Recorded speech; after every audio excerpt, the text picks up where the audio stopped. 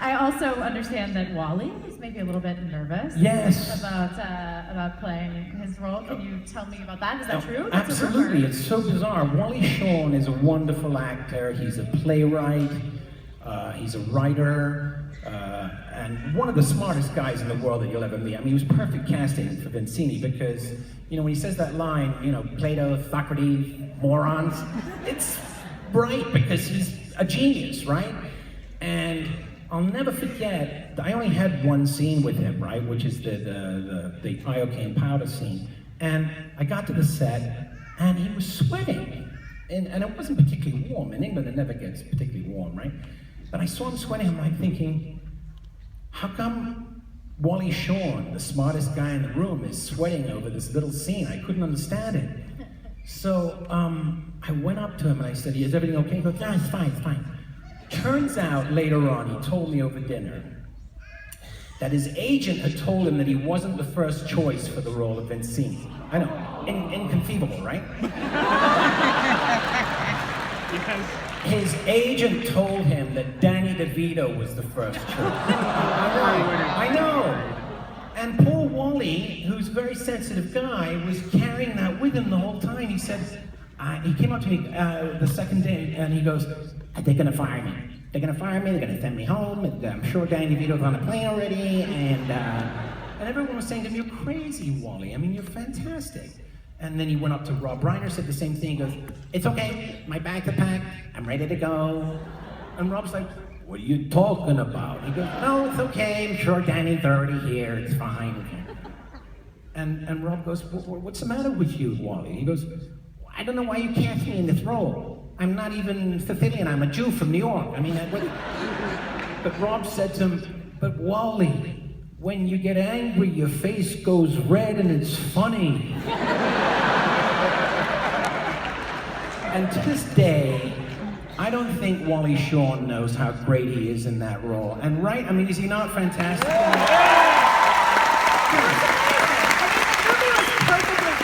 And directed, I mean, right? it was fantastic all around. That's why it's, you know, coming up on its 30th anniversary. That's right. People love it, new people love it, right guys? Thank you. So, I know you guys want to ask questions. We're gonna have our, if you've been in here, you know what to do. Raise your hand and one of these Denver people will find you and you will have your chance. And while you guys are getting organized out there, I want to ask you. Sure. What was it like working with Billy Crystal? Oh my God, he was adorable. Billy is great. Billy arrived in October of '86 when we shot the film, and he and Carol Kane only had 3 days work playing Miracle Max and Valerie.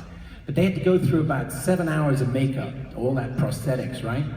And so I watched Billy get ready in the makeup trailer. And it was amazing how he became Miracle Max. He totally became the character. By the end of the time, when they put his cataracts in and his wig and his varicose veins, by the end of it, he was talking like Miracle Max. And he even went to the commissary, which is the diner on the sound stages where we're working, and he stayed in character the whole time. He took a tray, it was just like a cafeteria in high school. He took a tray, and then he walked down and he found the lady who was serving the food, and he goes to her, he goes, the shepherd's pie, is it spicy? And she goes, oh, not particularly, sir, no. And he goes, you don't know my code. You know, things like that. He would do things like that. I mean, just crazy. But when we came to shoot the scene together, I had to play dead, right? I had a very easy scene. I had to say true love when he pumped my chest, whatever. And I'm really just laying there doing not much. And first take, Rob comes up to me and goes, Cary, I was looking in the monitor and we can see your chest moving. You gotta stop breathing. I said, for how long? He goes, don't worry, just a couple of minutes.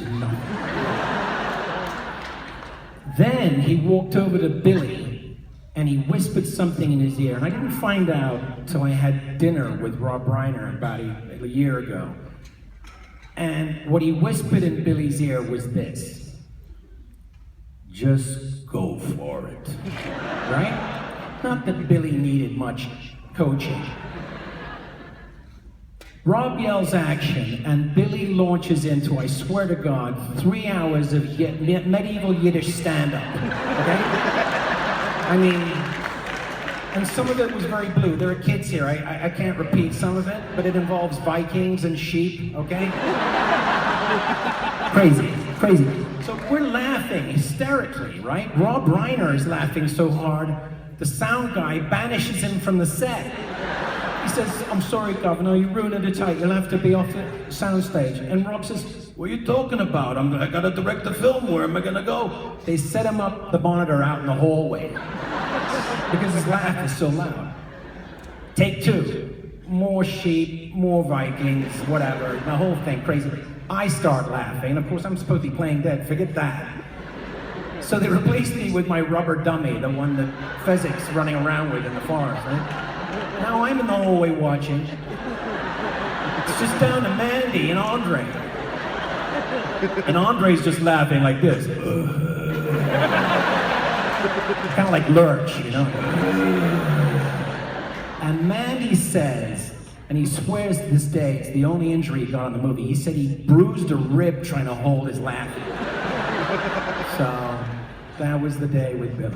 Yeah. I can imagine the whole shoot was probably crazy. Yeah, just crazy. Let's take our first question right Sure. here. Hi.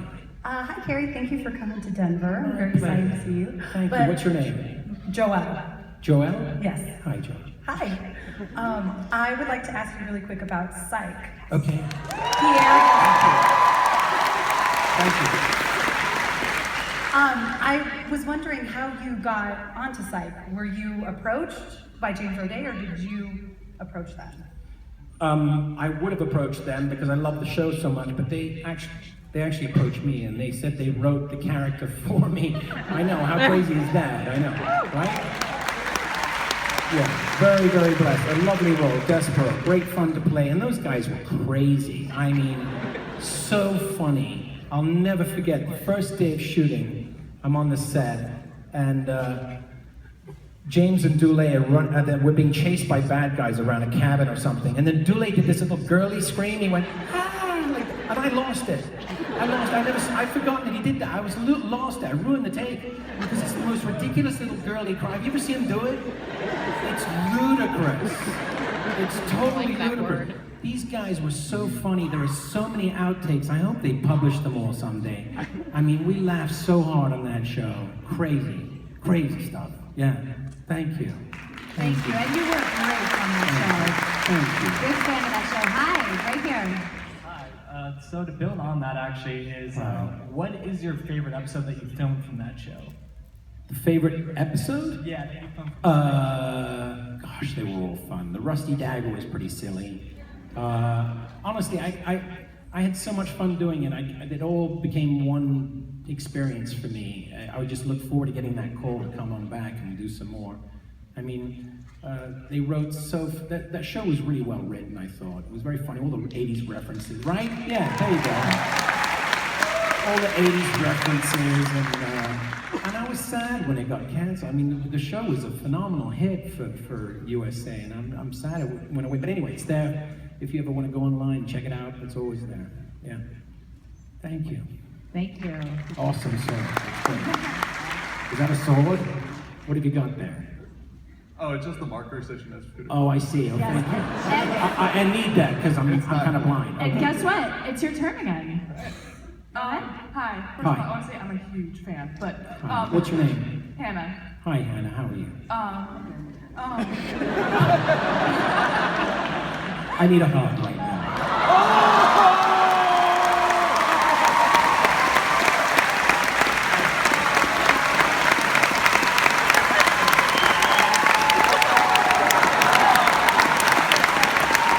All right. Hannah, you just made every girl's dream. I hope you remember that moment forever. And do you remember your question? That's what I thought. He has a way of doing that to people. I was going to ask, how closely do you think you relate to the character Pierre Despereaux? How close am I to the character? I think there's a little bit of myself, obviously, in every character I play. Am I, an art thief in real life? No. Do I have a witty repartee that he has? A little. But I'm better when I have a writer writing them out for me. But yeah, no, I think you give a little bit of yourself, obviously, in every role that you play. That's inevitable. But yeah, playing a British guy was obviously, it's the first time I played a Brit in a long, long time. So that was fun. Yeah.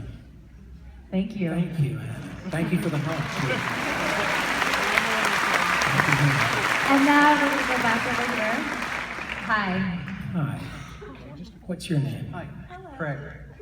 Craig? Yes. Hi, Craig. Wait, where are you, Craig? Where are you? Because we're looking in the wrong place. I'm looking in the wrong place. Up in the cheap seats. Oh my gosh, Okay. God bless you. Hi. Way up there. Okay, hi, go ahead. Go ahead.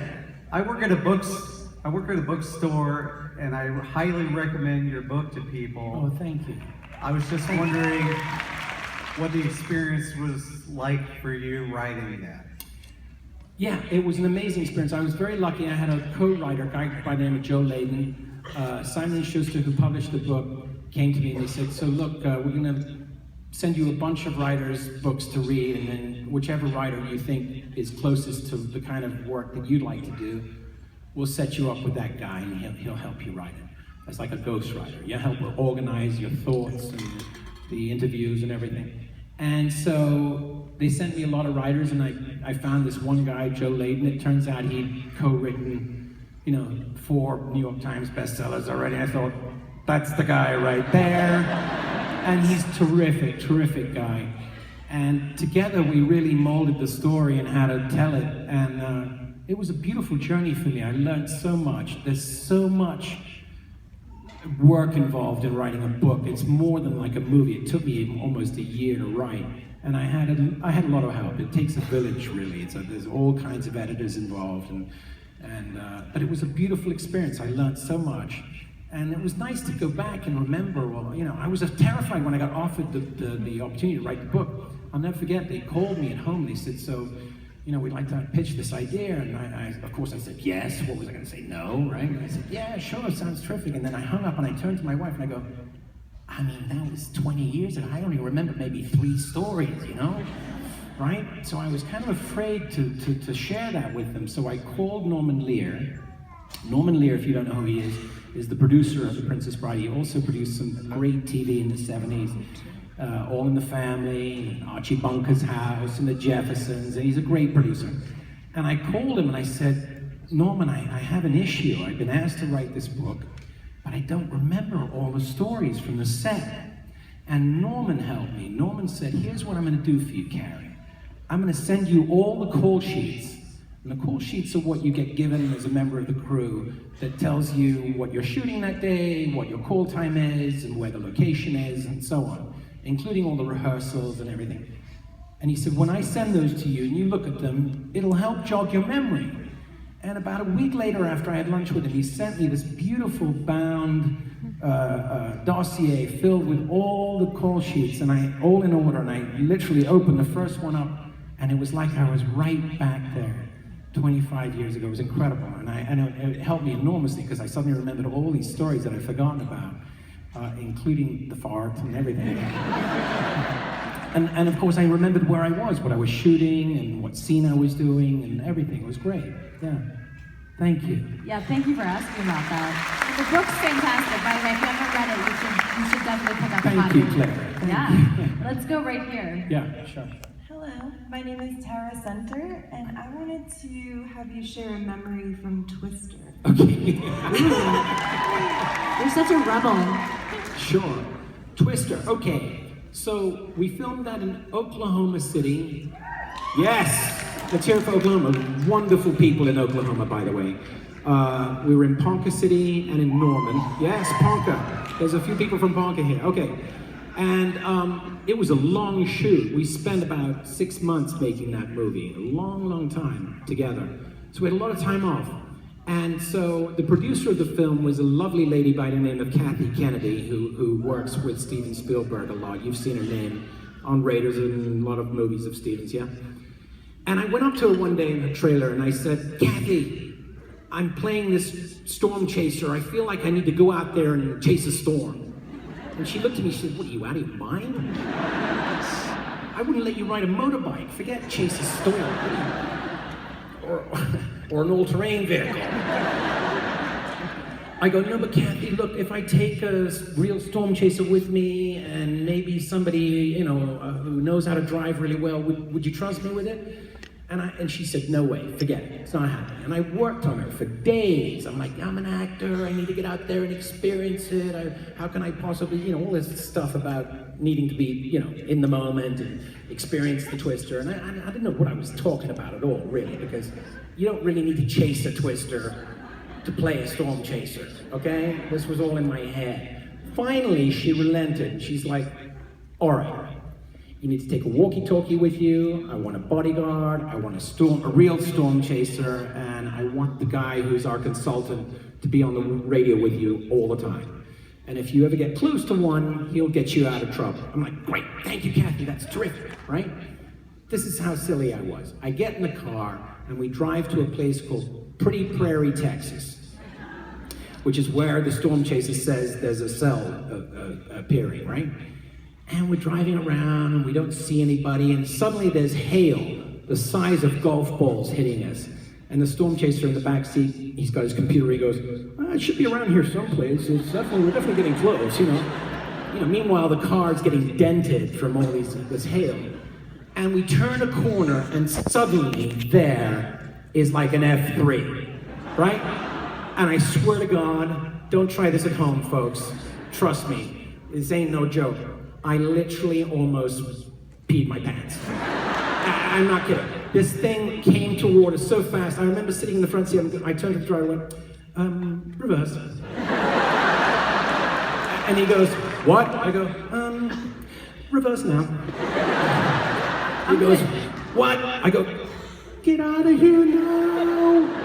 And he put the car in reverse. We've never sped so fast back to Oklahoma. You have no idea. And when I got back, Kathy goes, are you happy now? And you said yes. Yes. Let's go right over here. Hi. Hi there. What's your name? My name is Matt. Where are you? Right here. Lift up your hand. There you are. Hi. Hi. How are you? So this morning I was in Lena Headley's panel. And Heidi. Heidi, yes. And I was curious. Better get that right if you meet her again. Wow. Just kidding. Just kidding. No, I'm sure it's important. Yeah, it's okay. But my bigger question is, yes. How do you properly respond to Queen Cersei walking up behind you and grabbing your butt with both hands?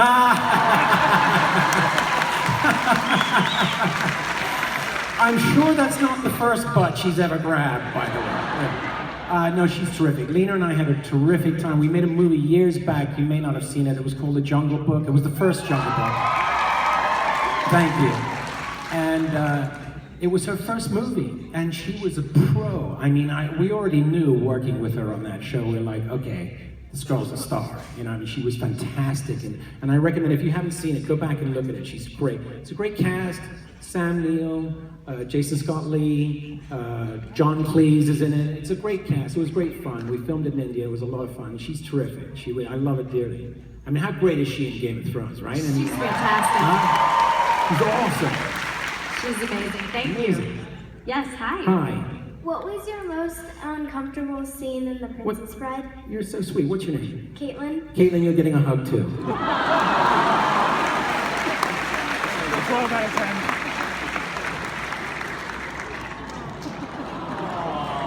Nice to meet you. How old are you?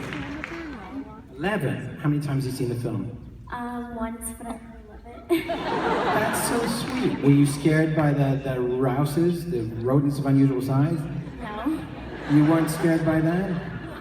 You're lucky you didn't hear the fart. You would have been pretty scared by that, I can assure you. My favorite scene, do you mean acting or the moment that happened? Like the fart was pretty funny. It was hard to forget that. Do you mean like what scene, performance-wise? Yeah.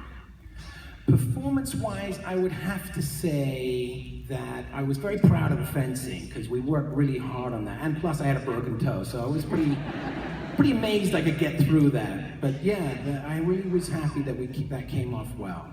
Because we both had to learn how to be left-handed and we learned each other's parts and everything. You're very sweet, you know that? Can I get another hug? Where are your folks? Where are your folks? Where are they? You did good. Oh, sorry.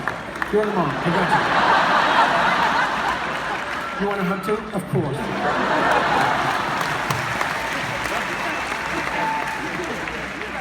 And you want a hug as well? I would love to hug you all. Truly. Truly. Thank you. All right. Here we go. Thank you for that. This is the lucky spot today. All right, let's go over here. Hi. Hi, I'm Carl. I had the pleasure of meeting you in Salt Lake in 2014. Hi, Carl. Raise your arm for me. Boom. There you are. Hey, man. How's it going? Good, man. How are you? Wonderful. No, I just have to say, meeting you then and meeting you now, every time, it's always an inspiration. And it's true. Thank you. Just to say, since meeting you, I've become a professional working actor. Awesome. Through Congratulations. your advice. Give it up for this man. But it's through your advice and through your book and hearing even just the preparation for Princess Bride. But on that note, you recently got to work on a project with Mandy Patinkin again. Yes. And you also got to work with Rob Reiner again. Yes. What was it like to come back with people who you built a classic with this many years later, still working in the business? Good question. It was wonderful. It was very serendipitous, really, that I got to work with both these people 30 years after I'd worked with them, which is very strange and unusual. I mean, look, the chance of working with one of them, you're like, okay, that could work, but the chances of working with both of them in the same year, that doesn't happen. So I was very lucky. Rob Reiner directed a film that unfortunately came out the same week as Civil War. Yeah, that's a good weekend to open a little indie film on. Yeah, but it was a beautiful film. I'm very proud of it. His son wrote the screenplay, and it's about his own journey and struggles with addiction. And it's a beautiful film. It's called Being Charlie, and I recommend if you can find it somewhere online or on your pay-per-view or DVD, please watch. It's a very beautiful film. I'm very proud of it, and Rob directed it very, very beautifully. Mandy and I got cast in a film with Penelope Cruz this summer, which we just wrapped, and we got to film in Madrid, which was a lot of fun. And it's a combination English-speaking, Spanish-speaking film, and it's a sequel. Penelope made a film about 8 years ago called The Girl of Your Dreams, and it was directed by a guy called Fernando Troyba, a wonderful Spanish director. And this is a sequel to that film, and her character, who's called Macarena, plays a Spanish movie star, and is set in the 50s. And in this sequel, she comes back from America with an American cast, American director, an American writer played by Mandy, and an American actor, leading man played by yours truly. And yes, so it was a lot of fun. So yeah, it was nice to see Mandy. I hadn't seen him in a long time, not since the reunion at Lincoln Center. So it was nice to see him again. He's doing great, and he's wonderful in the picture. So yeah. Thank you, and congratulations to Thank you. Thank you. That's awesome. Hi. Hi there. Hey, Cary. Hi, how are you? What's your name? I'm Austin. Nice meeting you. Hi. I was just wondering if you could tell us your favorite part of Robin Hood Men in Tights. Any standout moments? Right? You know what my favorite moment was? Getting that part. Because I was at home watching TV when the phone rang, and I picked it up, and I heard the voice on the other end go, "Hello, it's Mel Brooks." And you know what I said? I said, "Yeah, right." Because, I mean, why would Mel Brooks be calling me at home? I mean, that makes sense. Phone rang again, and he goes, don't hang up, it's really me." And I said, "Wow, Mel, why are you calling?" And he told me he was making this film about Robin Hood, and oh my gosh, too much fun. Too much fun. One shouldn't have that much fun and get paid for it. It's just Dave Chappelle. Dave Chappelle kept us in stitches every day, and I'm still very close with him. He came to do the Montreal Laugh Fest last year, and if you haven't seen Dave do his stand-up, obviously it's not for the kids, you know, but as adults, if you haven't seen it, go see it. The guy is still brilliant, absolutely hilarious. And yeah, we had a lot of fun making that. Patrick Stewart, of course, who's a dear old friend, who's in the picture. He's delightful. Yeah. Thank you. Thank you. You know, that's a great example because that's such an iconic movie in and of itself. You've been a part of such iconic projects and all perfectly cast. Do you have a favorite? Do I have a favorite? Liar. I always say I'm blessed to be a working actor. Honestly, I have had such an incredible career. If you look at my work, I mean, I'm so blessed. Really, I got to work with incredible directors, with incredible actors. You know, as an actor, I got to race cars with Tom Cruise at Daytona. I get to learn how to work an Apollo 11 command module with Bryan Cranston. You know, I mean, I've had an incredible career, so I don't consider any particular film better or worse than the other. All the experiences have been so incredibly fulfilling, and I'm so grateful for them all that I can't sort of pick one over another, really, you know? Yeah. It's like picking a favorite child. Right? Yeah. Yes. Hi. Hi. Hello. Where are you? Put your hand up. Right here. Hi there. What's your name? My name's Daphne. Stephanie? Daphne. Daphne, how are you? I'm good. Are you just hoping for a hug, Daphne? You're in that spot. Just ask your question. We'll see what happens. He kind of took my question for the Men in Tights, but I also want to ask you, Sure. what was it like to work with Tracy Ullman as Latrine? Hilarious. Tracy Ullman was hilarious. And she came up with that whole look for Latrine herself.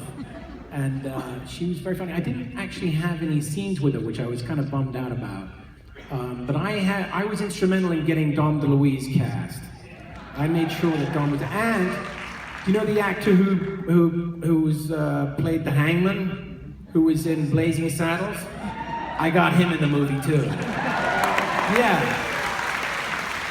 And so Mel was so sweet. He was like, sure, whatever you want, I'll call him, we'll get him. You know, he was adorable. And we laughed our way through that whole picture. I mean, honestly, Roger Reese, God bless him. Roger, what a sweet man he was. You know, I hit him on the head with a sword one day in rehearsal. He never complained about it. He had a bump on his head the size of a golf ball. He was totally cool about it. He's like, Cary, it's nothing. I said, but Roger, I just hit you with a sword. He goes, it happens. I mean, he was a gentleman. He was a total gentleman. No, he wonderful cast, really. I mean, that's Mel, by the way. His casting on films is incredible, really, you know? Thank you. Yeah, thank you very Great much. question. Yes. Let's go over here to the middle. Hi. Hi there, where are Hi. you? Lift up your hand. There you are. Hi, what's your name? Alex. Hi, Alex. How are you? Good. What's your question? I actually have 2 questions for you. Okay. My first question is, how did you feel when you got your part for Princess Bride? Ooh, that's a good one. Yes. Okay. How did I feel? Nervous, excited, elated, grateful, scared, petrified. I mean, don't forget, I was an unknown actor at the time. You know, today, if this film was made today, I wouldn't be casting it because they couldn't raise the money on my name. There's no way. Robin Wright had more experience than I. She'd been doing a daytime soap opera called Santa Barbara, and she was kind of an unknown, except for that. And so we were both unknowns being cast in the leads in this film, and so Norman Lear and Rob Reiner were taking a huge gamble on us, right? And it could have failed terribly, which it did when the movie came out. It just bombed terribly. It didn't make its money until 10 years later in DVD and VHS. How many people here own VHS? There you go. People still hold on to that copy. I sign them every day. I come out to these things. Incredible. And it was just one of those wonderful things where I was so grateful to be a part of working with these actors. I knew all their work. Chris Sarandon, I knew from Dog Day Afternoon. You wouldn't know that, you're too young. Carol Kane, I knew her work from Last Detail and Carnal Knowledge. I knew Again, you shouldn't watch that film. Too young. But anyway, yeah, I knew all the actors, Billy Crystal from Saturday Night Live and what have you. So I was a little intimidated coming to work with all these fabulous people. But what was so great is that they all made me feel very, very welcome. And Rob was set the tone by just keeping it very loose and fun. So I was very, very fortunate. Yeah. Great question. Great Thank question. you. Yeah, sure. What's your other question, Alex? My other question Yeah. is, how did you feel when you heard the big bark? I thought I'd lost an eardrum. Because I was this side of him, and this ear was ringing for quite some time. I thought I had tinnitus. It was extraordinary. Yeah. Thank you, Alex. You're welcome. Thank